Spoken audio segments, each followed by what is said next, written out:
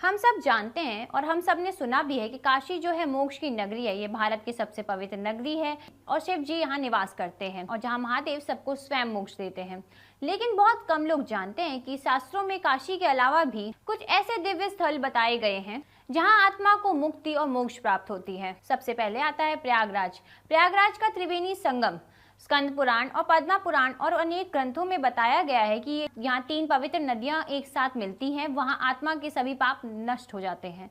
यहाँ मृत्यु को पाप विमोचन मुक्ति कहा गया है, जिसमें आत्मा पूर्ण जन्म से मुक्त हो सकती है। ये स्थान मनुष्य के कर्म बंधन को हल्का कर मुक्ति की ओर बढ़ा देता है।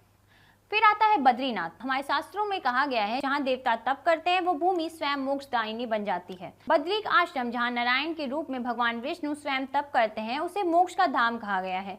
यहाँ देह त्याग करने वाला विष्णु लोक को प्राप्त होता है। केदारनाथ सिर्फ तीर्थ नहीं है, वो स्थान है जहाँ महादेव काल को भी स्थिर कर देते हैं। शिव पुराण में बताया गया है कि जो व्यक्ति केदार क्षेत्र में मृत्यु को प्राप्त होता है उसे शिवा संयोग मोक्ष प्राप्त होता है, जिसका अर्थ होता है भगवान शिव के साथ एक तत्व। फिर आता है जगन्नाथपुरी। पुरी को 4 धामों में कर्म भ्रम काटने वाला धाम कहा गया है।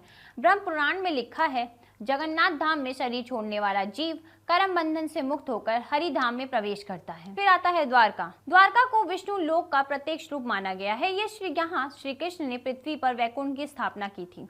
शास्त्रों में लिखा गया है कि द्वारका में मृत्यु आत्मा को और यहाँ पूर्ण जन्म का चक्र समाप्त होता है।